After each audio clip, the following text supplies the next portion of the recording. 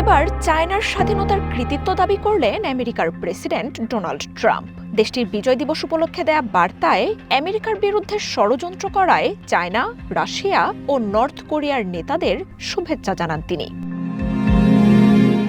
দ্বিতীয় বিশ্বযুদ্ধে জাপানের আত্মসমর্পণের দিনটিকে ঘিরে এবার চোখ ধাঁধানো আয়োজন করেছেন শি জিনপিং। উদযাপনে যোগ দেন রাশিয়ার প্রেসিডেন্ট ভ্লাদিমির পুতিন, নর্থ কোরিয়ার সর্বোচ্চ নেতা কিম জং উন। রয়েছেন চায়নার মিত্র হিসেবে পরিচিত আরও ১ ডজনের বেশি দেশের রাষ্ট্রনেতা। তবে এসব আয়োজনে দাওয়াত পাননি আমেরিকার প্রেসিডেন্ট ডোনাল্ড ট্রাম্প। সেই ক্ষোভই যেন ঝাড়লেন তিনি। নিজের সামাজিক মাধ্যমে দেয়া এক বার্তায় তিনি বলেন, চায়নার বিজয়ের লড়াইয়ে আমেরিকা ব্যাপক সমর্থন দিয়েছে, প্রাণও দিয়েছেন বহু আমেরিকান। বিজয়ের দিনে তাদের স্মরণ ও সম্মান দিতে আহ্বান জানান ইউএস প্রেসিডেন্ট।